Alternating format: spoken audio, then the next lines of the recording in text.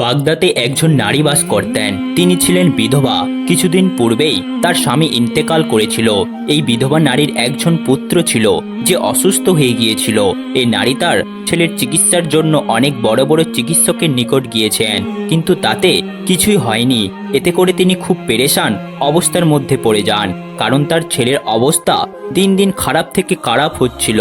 বিধবা নারীর দুনিয়ায় তার এই ছেলেটি ছাড়া আর কেউই ছিল না। এক পর্যায়ে তার প্রতিবেশী তাকে পরামর্শ দিল, তুমি তোমার ছেলেকে নিয়ে বাগদাদ শরীফে হুজুরের কাছে যাও, আশা করি তার দোয়াতে তোমার ছেলে সুস্থ হয়ে যাবে। এই কথা শুনে বিধবা নারী তার ছেলেকে নিয়ে বাগদাদ শরীফের দিকে রওনা দিল। রাস্তার মাঝেই তার ছেলের অবস্থা খুবই খারাপ হয়ে যায় এবং সে বেহুশ হয়ে পড়ে। তখন এক ব্যক্তি সেই বিধবা নারীকে জিজ্ঞেস করলো, আপনি কোথায় যাচ্ছেন? জবাবে তিনি বললেন, আমার ছেলে খুবই অসুস্থ, তাকে সুস্থ করতে আমি বাগদাদ শরীফে হুজুরের নিকটে যাচ্ছি, কিন্তু দুর্ভাগ্যবশত আমার ছেলের অবস্থা এরই মধ্যে খারাপ হয়ে গেছে। তখন সেই লোকটি বলল, আপনি কোনো অবস্থাতেই সাহস হারাবেন না, আপনি আপনার ছেলেকে নিয়ে বাগদাদের হুজুরের নিকটে চলে যান, কোনো না কোনো সমাধান হবেই, আর আপনি খুশি মনে আপনার বাড়ি ফিরে আসতে পারবেন। কারণ বাগদাদের হুজুর মহান আল্লাহ তাআলার একজন নেক বান্দা, তার দোয়ার ওসিলায় অনেক মানুষ প্রাণ ফিরে পেয়েছে। তারপর সেই বিধবা নারী তার ছেলেকে নিয়ে বাগদাদে পৌঁছায়। বাগদাদে পৌঁছানোর পর সেই বিধবা নারী ছেলেকে নিয়ে হুজুরের দরবারে হাজির হয়। ছেলেকে দেখে হুজুর বললেন, হে মহান আল্লাহর বান্দি, এখন তোমার ছেলের জন্য আর কিছুই করার নেই, কারণ তোমার ছেলেকে মহান আল্লাহ তাআলা তার নিজের মর্জিতে তার কাছে নিয়ে গিয়েছেন। এখন তুমি শুধু আল্লাহর উপর ভরসা করে থাকো এবং এই সিদ্ধান্ত মেনে নাও। কিন্তু এই কথা সেই বিধবা নারী কোনো মতেই মেনে নিতে পারছিলেন না। সে চিৎকার করে কাঁদতে লাগলো। সেই সময় সেখানে খুব সুন্দর একটি বাচ্চা আসে। সে এসে বিধবা নারীকে জিজ্ঞেস করে, তুমি কাঁদছো কেন? সেই সুন্দর বাচ্চাটিকে দেখে নারীটি বলতে থাকে, তোমাকে আর কি বলবো, তুমি তো ছোট্ট একটি বাচ্চা। এরপরেও সেই বিধবা নারী তার সামনে উপস্থিত থাকা সেই ছোট্ট বাচ্চাটিকে তার সমস্ত ঘটনা খুলে বলে।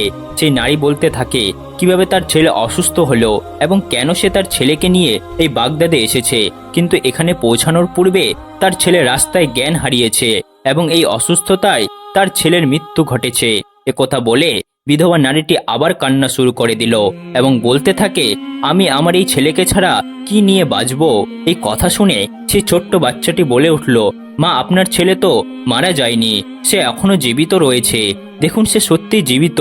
বাচ্চাটির কথা শুনে বিধবা মহিলাটি আবার তার ছেলের দিকে ভালো করে তাকালেন এবং সে তাকিয়ে দেখতে পেল তার ছেলের শ্বাস চলছে এবং তার ছেলে ধীরে ধীরে হাত পা নাড়াচ্ছিল। তখনই সেই বিধবা নারী অবাক হয়ে সুন্দর বাচ্চাটিকে জিজ্ঞেস করলো, আমার মৃত পুত্র কিভাবে জীবিত হলো? কারণ সে তো আমার সামনে প্রাণ ত্যাগ করেছিল, এটা কিভাবে সম্ভব? নাকি আমার পুত্র শুধুমাত্র অসুখের কারণে বেহুশ অবস্থায় ছিল? তখন সুন্দর বাচ্চাটি জবাব দিল, মহান আল্লাহর হুকুমে আপনার পুত্র আবার জীবিত হয়েছে। আপনার ছেলে অসুখের কারণে বেহুশ হয়নি, বরং সে এই দুনিয়া থেকে বিদায় নিয়েছিল। আপনার কষ্ট আমার আর সহ্য হয়নি, তাই আমি আল্লাহর কাছে দোয়া করেছি, বলেছি, আল্লাহ, আপনি এই দুঃখিনী মায়ের কষ্টকে লাঘব করে দিন এবং আপনি তার কলিজাকে ঠান্ডা করে দিন। এই বিধবা নারী তার পুত্রের মৃত্যুকে কোনোভাবেই মানতে পারছেন না। আপনি তাকে খুশি করে দিন। আপনি সবকিছু করতে পারেন, আপনার জন্য কোনো কিছুই অসম্ভব নয়, আপনি চাইলেই সব হতে পারে। দোয়ার উসিলায় মানুষের তাকদির পর্যন্ত বদলে যায়, আর আপনি তো সকল ক্ষমতার মালিক, আপনি চাইলে তার সমস্ত শক্তি ফিরিয়ে দিতে পারবেন। আপনি এই ছেলেকে পুনরায় হায়াত দিন। আমি এভাবেই মহান আল্লাহর কাছে দোয়া করেছি এবং মহান আল্লাহ তাআলা আমার দোয়া কবুল করেছেন। এখন আপনার পুত্র আপনার নিকট সহি সালামত অবস্থায় রয়েছে। তখন সেই বিধবা নারী সে বাচ্চাটিকে জিজ্ঞেস করলেন, আমি সবই মানছি, কিন্তু তুমি কে? তোমার পরিচয় কি? সেই বাচ্চা তার পরিচয় দেওয়ার পূর্বেই সেখানে বাগদাদ শরীফের হুজুর আসেন। সেই মহিলার ছেলেকে পুনরায় জীবিত দেখে হুজুর বুঝতে পারলেন সেখানে কি ঘটেছে। তখন হুজুর বাচ্চাটিকে বললেন, তুমি এখনো তকদিরের ব্যাপারটা পুরোপুরি বুঝতে পারোনি। আমি জানি তোমার দোয়ায় উসিলায় সে মহান আল্লাহ তাআলা এই বিধবা নারীর পুত্রকে পুনরায় হায়াত দিয়েছেন। আমার প্রশ্ন, তুমি এমনটা কেন করলে? মানুষ তো এই কথাকে কোনোভাবেই মানবে না। এটা বলেই হুজুর একটি বেত নিয়ে আসলেন। বেত দেখে বাচ্চাটি দৌড় দিল। হুজুরও ওই বাচ্চার পেছনে দৌড়তে শুরু করলেন। আসলে বেত দিয়ে প্রহার করার উদ্দেশ্যে ওই হুজুরের ছিল না, তিনি শুধুমাত্র ভয় দেখানোর জন্যই এমনটা করছিলেন। এমন অবস্থায় বাচ্চাটি হুজুরের ভয়ে প্রাণপণে ছুটছিল। তখন সামনে একটি কবরস্থান ছিল, সেখানে অসংখ্য কবর ছিল। আর সেই বাচ্চাটি কবরস্থানের পাশ দিয়ে ছুটতে ছুটতে বলতে থাকে, হে কবরবাসী, এই হুজুরের হাত থেকে আমাকে বাঁচাও। আর সেখানে ঘটে একটি অদ্ভুত ঘটনা। ছোট্ট বাচ্চার কথায় কবরস্থানের সমস্ত কবর থেকে মুর্দারা উঠে আসতে শুরু করলো এবং তারা সেই ছোট্ট শিশুটির সামনে ঢালের মতো দাঁড়িয়ে গেল। অর্থাৎ এক পাশে হুজুর এবং অন্য পাশে কম বয়সী ছেলেটি এবং তাদের মাঝে কবর থেকে উঠে আসে সেই সব মুর্দারা। এই দৃশ্য দেখে হুজুর সেই বাচ্চাটিকে বললেন, আমি জানি তুমি আসলে কে। আমি তোমার ক্ষমতার সাথে পেরে উঠব না। আমি শুধু বলেছিলাম তুমি এত ছোট্ট বয়সে তোমার ক্ষমতা দেখিও না, কারণ লোকেরা তোমার এই সমস্ত বিষয় বিশ্বাস করবে না এবং পরবর্তীতে তোমার উপরে আঙ্গুল তুলে কথা বলবে, তোমাকে দোষারোপ করবে। তখনই বাচ্চাটি বলে উঠল, হুজুর, আমি তো ইচ্ছে করে করিনি। সে মাটি কিভাবে কান্না করছিল আর সেই মাকে কান্নার অবস্থায় দেখে আমি সহ্য করতে পারিনি। এই মা কিভাবে তার সন্তানের মৃত্যু সহ্য করবে? সে কিভাবে একা একা তার সন্তানকে দাফন করবে? এই মা কিভাবে তার সন্তানকে ছাড়া থাকবে? এই কথাগুলো আমার একদমই সহ্য হচ্ছিল না। আমি আল্লাহর কাছে দোয়া করেছি আর বলেছি, মহান আল্লাহ তাআলা এই ছেলেটির তাকদিরে যদি শেফা লেখা থাকে তাহলে তাকে শেফা দিয়ে, আর যদি মৃত থাকে তাহলে জীবিত করা সম্ভব হয়, তবে আপনি আমার দোয়া কবুল করে নিন, তাকে হায়াত দিন, কারণ আপনার দরবারে সমস্ত অসম্ভব জিনিস সম্ভব করা যায়। বান্দারা তো অক্ষম, কিন্তু আপনি তো সবই পারেন। মহান আল্লাহ তাআলা আমার দোয়া কবুল করেছেন। এই ছেলেটি পুনরায় জীবিত হয়ে গিয়েছে। এখন আপনি বলুন, আমি এখানে কি ভুল করেছি? প্রিয় শ্রোতা, এই হুজুরটি ছিল এই বাচ্চাটির নানা এবং এই বাচ্চাটি ছিলেন ইমামুল আউলিয়া গাউসুল আজম বড় পীর আব্দুল কাদের জিলানী রহমতুল্লাহ আলাইহি। হযরত বড় পীর আব্দুল কাদের জিলানী রহমতুল্লাহ আলাইহির উপস্থিতি ছিল প্রত্যেকের জন্য রহমত স্বরূপ। তার এই কথা এবং মানব সম্প্রদায় উভয়ই মেনে চলত। তার বয়ান প্রত্যেকে অত্যন্ত মনোযোগের সাথে শুনত, যার কারণস্বরূপ সকলেই বরকত প্রাপ্ত হতো। তার ঈমান এতই উঁচু ছিল যে তার কথা শুধু মানুষ নয় বরং জিনেরাও মেনে চলত। একটি সাপ তাকে প্রতিদিন অনুসরণ করত এবং তার কথা দূর থেকে বসে শুনত। আসলে সেই সাপটি ছিল একটি দুষ্ট জিন, যে কিনা সাপের রূপ ধরে বড় পীর হযরত আব্দুল কাদের জিলানী রহমতুল্লাহ আলাইহিকে বিপদে ফেলতে চায়। কিন্তু অনেকদিন ধরে পরিকল্পনা করার পরেও সে বড় কোনো ক্ষতি করতে পারছিল না। তার সাহস হতো না বড় পীরের উপর হামলা করবার। সাপরূপী দুষ্ট জিনটি যখনই আসতো তখনই সে দেখতেও সেখানে অনেক মানুষের সমাগম রয়েছে। তাদের মধ্যে কেউ কেউ বড় পীরের কথা শুনে কান্নাকাটি করত, কিন্তু সাপটির দৃঢ় সংকল্প ছিল যে বড় পীরকে তার নেক আমল থেকে যে করেই হোক সরিয়ে ফেলবে এবং বড় পীর আব্দুল কাদের জিলানীকে গমারাহে পতিত করবে। সেই পরিকল্পনা মাফিক দুষ্ট জিনটি সাপের রূপ ধরে বড় পীরের দরবারে এসে চুপচাপ বসে থাকত, যাতে বড় পীর আব্দুল কাদের জিলানীকে তার ঈমানের পথ থেকে সরিয়ে দেওয়া যায়। সাপরূপী জিনটি শয়তানের সাহায্য চাইতে গেল এবং সে শয়তানকে বলল, আমি আল্লাহর ওলি বড় পীর আব্দুল কাদের জিলানীকে পাপের মধ্যে ডুবিয়ে দিতে চাই। লোকেরা তার জন্য দিয়ানা হয়ে আছে, তার বয়ান শোনার জন্য পাগল হয়ে থাকে, তাকে খুবই সম্মান করে। এই ব্যাপারগুলি আমার একদমই ভালো লাগে না। হে শয়তান, তুমি আমাকে শক্তি দাও যাতে আমি তার পথের কাটা হয়ে দাঁড়াতে পারি, আর সে যেন কাউকে ঈমানের পথে আনতে না পারে, কালেমা না পড়াতে পারে। এভাবেই সে একদিন শয়তানের কাছ থেকে শক্তি নেয়। গাউসুল আজম একদিন তার মাদ্রাসার ছাত্রদেরকে তালিম দিচ্ছিলেন। সেখানে অনেক বড় বড় আলেমদের উপস্থিত ছিল। এখানে সবাই অনেক মনোযোগ দিয়ে আদবের সঙ্গে তার বয়ান শুনছিল। তিনি এমনভাবে বয়ান করেছিলেন যে কারোর হুঁশ ছিল না। আচমকা একটি সাপ সে দালানের ছাদ থেকে তাদের মাঝে এসে পড়ে সকলের মাঝে মুহূর্তে আতঙ্ক ছড়িয়ে পড়ে। আকার আয়তনে সাপটি ছিল অনেক বড় সাপ। বড় পীর আব্দুল কাদের জিলানীর উপর হামলা করে লোকেরা ভয়ে সেখান থেকে পালাতে থাকে। কিন্তু কিছু কিছু মানুষ যারা বড় পীরকে ভালোবাসতো তারা বড় পীরের চিন্তায় পেরেশান হয়ে ওঠে। কিন্তু বড় পীর আব্দুল কাদের জিলানী তার জায়গা থেকে একটুও নড়লেন না। তার চেহারায় কোনো ভয় বা আতঙ্কের ছাপ ছিল না, বরং তিনি নিশ্চিন্তে বসেছিলেন। তিনি কখনই তার বয়ান থামাননি। সাপটি ধীরে ধীরে তার পায়ের উপরে উঠে বসে এবং তার শরীর মোবারক পেঁচিয়ে ধরে, কিন্তু এতে বড় পীর বিন্দুমাত্র বিচলিত হলেন না এবং তিনি তার বয়ানও থামালেন না, যেন তার মাঝে এই সাপটি নিয়ে কোনো চিন্তাই নেই। এবার সাপটি বড় পীরকে ছেড়ে দিয়ে তার সামনে এসে দাঁড়ায় এবং বড় পীরের সঙ্গে কথা বলতে শুরু করে। আর সাপটি এমনভাবে দাঁড়িয়েছিল যেন কোনো শত্রুকে বহুদিন পরে তার কবজায় পেয়েছে। সাপটি কিছুক্ষণ বড় পীরের সঙ্গে কথা বলে সেখান থেকে চলে যায়। লোকেরা অবাক হয়ে এই অদ্ভুত দৃশ্য দেখতে থাকে। লোকেরা ভেবেছিল এই সাপটি হয়তো বড় পীরের ক্ষতি করবে, কিন্তু এমন কিছুই ঘটল না। সেখানে পেরেশানিতে থাকা লোকেরা তার সামনে হাজির হয় এবং বলে, হুজুর, এটা তো একটা অবিশ্বাস্য ঘটনা। এত বড় সাপ যে এত ভয়ঙ্কর, ইচ্ছে করলেই সে তোমাকে মুহূর্তে যে কাউকে শেষ করে দিতে পারে, কিন্তু সাপটি আপনার কিছুই করতে পারল না। সাপটি আপনার সামনে দাঁড়িয়ে কি বলছিল?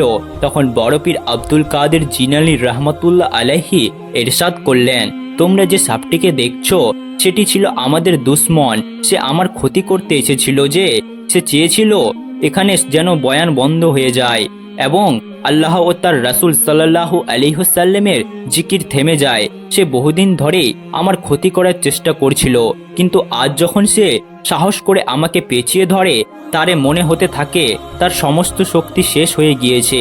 এই সাপটি আমার কোনো ক্ষতি করতে পারেনি, কারণ আল্লাহ সুবহানাহু ওয়া তাআলা হেফাজত সবচেয়ে বড়। সাপটি তখন আমার সামনে এসে বলে, এ গাউসুল আজম, আমি বহু আল্লাহওয়ালা ব্যক্তি দেখেছি যাদের কেউ নামাজ ছাড়তো না, যাদের অন্তর থেকে কখনই আল্লাহ তাআলার জিকির, আমি তাদেরকেও ঈমানের পথ থেকে সরিয়ে দিয়েছি, কিন্তু একমাত্র আপনার সঙ্গে আমি হেরে গেলাম। আমি তখন সাপটিকে বলি, জীবন এবং মৃত্যুর মালিক একমাত্র আল্লাহ সুবহানাহু ওয়া তাআলা, আর তুই তো একটি সামান্য সাপ, তোরও মৃত্যু আসবে। আল্লাহ তাআলার রহমতে তুই আমার কোনো ক্ষতি করতে পারবি না। সবচেয়ে বড় হেফাজতের মালিক তো আল্লাহ তাআলা। এই কথা শুনে সাপটি সেখান থেকে চলে যায়। বড় পীর আব্দুল কাদের জিলানী পুনরায় তার বয়ান শুরু করেন এবং মানুষের ভয়কেও খতম করে দেন। এরপরও সাপটি তার জেদের উপর অটল ছিল, কারণ শয়তান তার বন্ধু। সে মনে মনে ভাবতে থাকে, এই পীর এতগুলো লোকের সামনে বয়ান করছিল আর আমি তার কিছুই করতে পারলাম না, কিন্তু পরের বার আমি ভয় পেয়ে আর ফেরত আসবো না। আমি এই পীরকে তার ঈমান থেকে সরিয়ে ছাড়বই। আসলে সাপরূপী জিনটি জানতো না ইনি কোনো সাধারণ পীর নন, ইনি হলেন পীরদের পীর, পীরিনে দস্তাগীর বড় পীর আব্দুল কাদের জিলানী রহমতুল্লাহ আলাইহি। সাপটি অপেক্ষা করতে থাকে কোনো একদিন পীরকে একা পেলে ক্ষতি করবে এবং ইসলাম থেকে সরিয়ে আনবে। একদিনই সাপটি তার সুযোগ পেয়ে যায়। বড় পীর আব্দুল কাদের জিলানী একটি মসজিদে নামাজ আদায় করছিলেন এবং আল্লাহ তাআলার দরবারে একের পর এক সেজদা করে যাচ্ছিলেন। এমন সময় সাপরূপী ওই পাপিষ্ট জিনটি আবার হাজির হয়, ঠিক বড় পীরের নামাজের সেজদার জায়গায় মুখ খুলে বসে থাকে। তখন সাপটি খুব অহংকারের সাথে চিন্তা করছিল, এই পীর এখন কি করবে?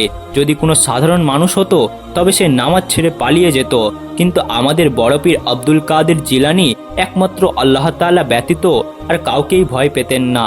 তিনি দাঁড়িয়ে সূরা পাঠ করে যাচ্ছিলেন আর চেহারা মোবারক কোনো ভয়ের ছাপ ছিল না। যখন তিনি সেজদায় যেতে লাগলেন, তখন সেজদার জায়গা থেকে সাপটি এমনভাবে সরিয়ে দিলেন যেন তা কোনো ক্ষতিকর প্রাণী নয়, বরং একটি সাধারণ পোকা যার কোনো বড় ক্ষতি করার শক্তি নেই। কিন্তু সাপটি পিছু হটল না, সে বড় পীরের ঘাড় জড়িয়ে ধরল। কিন্তু এবারও বড় পীর নির্বিঘ্ন মনে নামাজ পড়তে লাগলেন।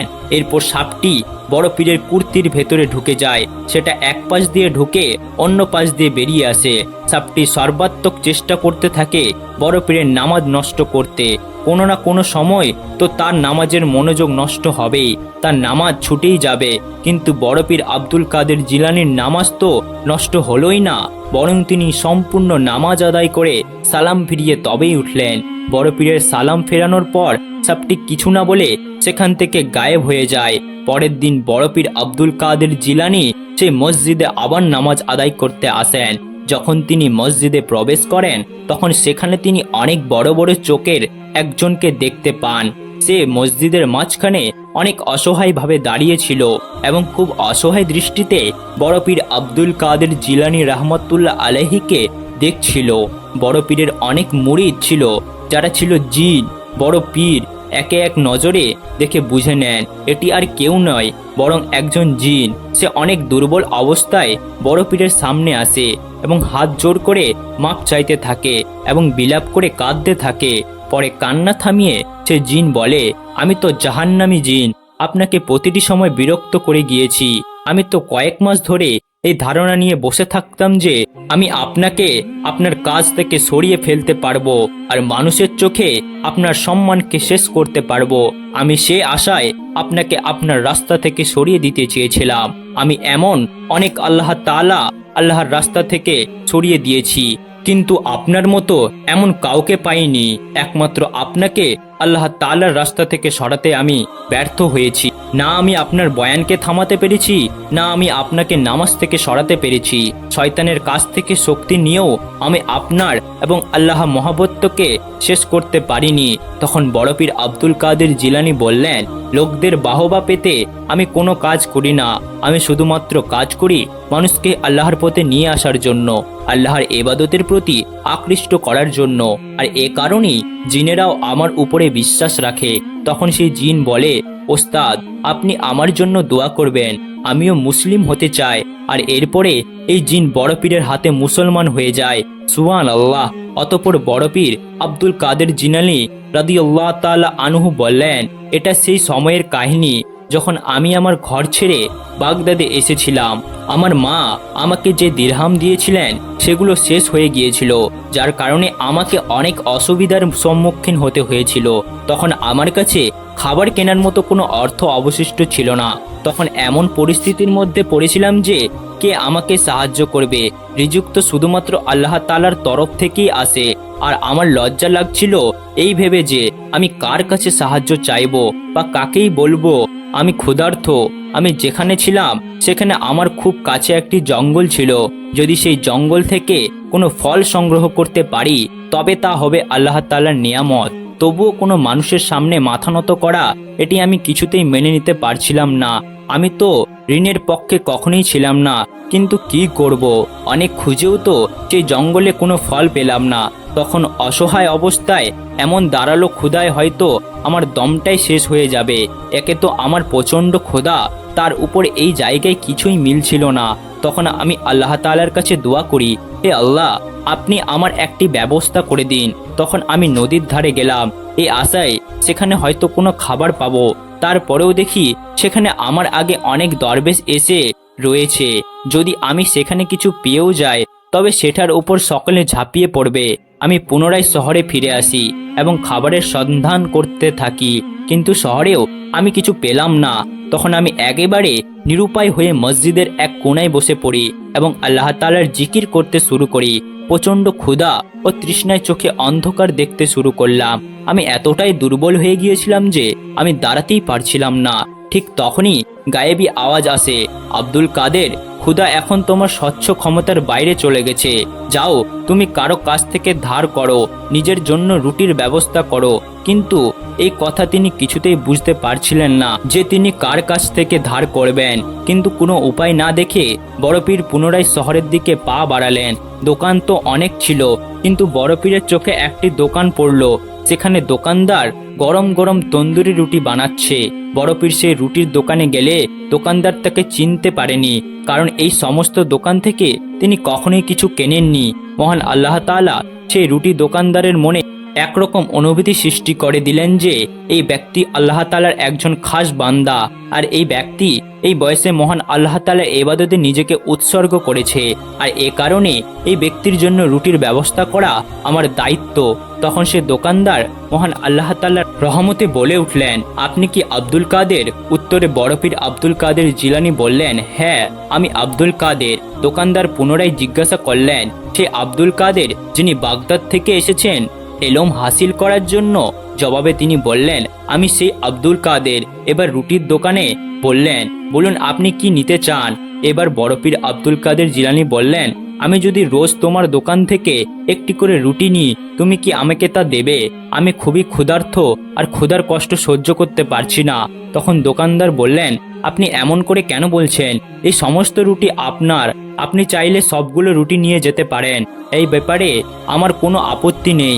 কিন্তু বড় পীর আব্দুল কাদের জিলানী রাদিয়াল্লাহু তাআলা আনহু বললেন, আমার সমস্ত রুটির দরকার নেই, তুমি রোজ আমাকে একটি করে রুটি দিও, আর এর বদলে যখনই আমার কাছে পয়সা হবে আমি তোমার ধার শোধ করে দেব, কারণ আমি আমার মাথার উপরে কোনো রকম ঋণের বোঝা রাখতে চাই না। তখন জবাব দিলেন, জনাব, আমার এসব কিছু যায় আসে না। আমি যখন একবার বলেছি এই সমস্ত রুটি আপনার, তার অর্থ এই সমস্ত রুটি সত্যি আপনার। এবার বড় পীর আব্দুল কাদের জিলানী বললেন, আমার শুধু একটি রুটি হলেই হবে, যাতে আমার পেট ভরে যায় এবং আমি পুনরায় আমার তালিম শুরু করতে পারি। বড় পীর বর্ণনা করেন, আমি পুনরায় জঙ্গলে ফিরে আসি এবং আল্লাহ তাআলার শুকরিয়া আদায় করতে থাকি। আমি আবার এলম তালিম করতে শুরু করি এবং হাসিল করতে থাকি, আর এভাবেই দিন চলে যেতে লাগলো। একদিন আমার খেয়াল হলো আমি তো সেই রুটির দোকানদারের কাছ থেকে প্রতিদিন রুটি নিচ্ছি, আর সেই দোকানদারই আমাকে খুশি মনে রুটি দিচ্ছে, আর সে আমাকে অনেক সম্মান করে, কিন্তু আমি প্রতিদিন তার নিকট ধার করে যাচ্ছি। এটা কি ঠিক হচ্ছে? আর আমি তাকে ওয়াদা করেছি তার সমস্ত পাওনা আমি শোধ করে দেব। এই কথা মনে আসার সঙ্গে সঙ্গে আমি নিজেকে বলি, এই আব্দুল কাদের ধার তো ধারি, আর তোমাকেই তো ধার শোধ করতে হবে, কিন্তু আমি পয়সা কোথায় পাবো? এই কথা মনে হওয়ার পর আমি এতটাই লজ্জা পাই যে আমি তার কাছ থেকে কিছুদিন রুটি নেওয়া বন্ধ করে দিই। আমি কিভাবে তার সামনাসামনি হব? এভাবে কিছুদিন চলে যায়, আমি আর সেই রুটির দোকানদারের কাছে যাইনি। এতদিন আমি ভাবছিলাম সেই রুটির দোকানদার ধার কিভাবে পরিশোধ করা যায়। তখন আমার কাছে একটি গায়েবী আওয়াজ আসে। সেখানে শুনতে পায় কেউ একজন বলছে, আব্দুল কাদের, আপনার ধারের দায়িত্ব আল্লাহ তাআলা নিয়েছে, আপনি কেন এত চিন্তা করছেন? তারপরও আমার মাথায় শুধুমাত্র একটি কথাই ঘুরছিল, ধার করে আমি রুটি খাবো না, আর আমি ওখানে আর যাব না। আমি ঠিক করে নিয়েছিলাম এই রুটি দোকানদারের কাছে আমি কখনোই যাব না, ততক্ষণ না পর্যন্ত আমার কাছে অর্থ আসে, আর তার কাছে থেকে আমি আর রুটিও নেব না। এবার আবার গায়েবী আওয়াজ আসে এবং শুনতে পায়, আব্দুল কাদের, ঋণ আপনাকে শোধ করতেই হবে, আর মহান আল্লাহ তাআলা আপনাকে অনেক ভালোবাসেন। আপনি ধার নিয়ে চিন্তা করবেন না, এই ধারের দায়িত্ব আল্লাহ তাআলা নিয়েছেন, যিনি এই সমস্ত দুনিয়ার মালিক। তখন আমি বলি, এই ধার করা রুটির দাম কিভাবে পরিশোধ করব? তখন আবার গায়েবী আওয়াজ আমাকে বলে, আব্দুল কাদের, আপনাকে জায়গায় কথা এখন বলা হবে, আপনি সেখানে চলে যান, কিন্তু কারো সঙ্গে এই ব্যাপারে কোনো কথা বলবেন না। সেখানে আপনি যাবেন, যেটা দেখবেন সেটা নিয়ে চলে আসবেন, আর ওই বস্তুটি দিয়েই দোকানদারের ধার শোধ করে দেবেন। আমি গায়েবী আওয়াজের কথা মতো সেখানে গেলাম। সেই জায়গাটি ছিল জনমানবহীন। আমি সেখানে একটি থলি দেখতে পাই। আমি সেই থলির মুখ খুলে থলির ভিতরে আটা দেখতে পাই। সে আটা দেখে মনে হচ্ছিল মাত্রই তা আনা হয়েছে। আমি দেখেই অনেক খুশি হই, আর সেটা নিয়ে রুটির দোকানের নিকট ফিরে যায়। থলেটি দেখে দোকানে জিজ্ঞেস করলো, হুজুর, এটি কি? যদিও সে বুঝতে পারছিল এটি একটি আটার থলে, তারপরেও আমি বললাম, তুমি নিজে দেখে নাও। কিন্তু যখনই সে দোকানের থলে খোলে সে চিৎকার করে ওঠে। সে চিৎকার করে বলে ওঠে, এটি তো আটার থলে নয়। তখন আব্দুল কাদের জিজ্ঞাসা করলো, কেন, তুমি কি দেখতে পেয়েছো? তখন দোকানে বলল, এর ভেতরে তো স্বর্ণ রয়েছে। আপনি তো আমার কাছ থেকে খুব বেশি রুটি নেননি, তা তো অর্থ দিয়ে পরিশোধ করে দিলেই হতো। আপনি কেন আমাকে স্বর্ণের থলে দিলেন? তখন আব্দুল কাদের জিলানী রাদিয়াল্লাহু তাআলা আনহু বললেন, তোমার রিজিকের দায়িত্ব নিয়েছেন স্বয়ং আল্লাহ তাআলা। তিনি নিজেই খুশি হয়ে তোমাকে এই থলেটি দিয়েছেন। আল্লাহ পাক এই মহান অলির জীবন ও কর্ম থেকে শিক্ষা নিয়ে সঠিক পথে আমাদের চলার তৌফিক দান করুক। সকলেই বলুন আমিন। খোদা হাফেজ।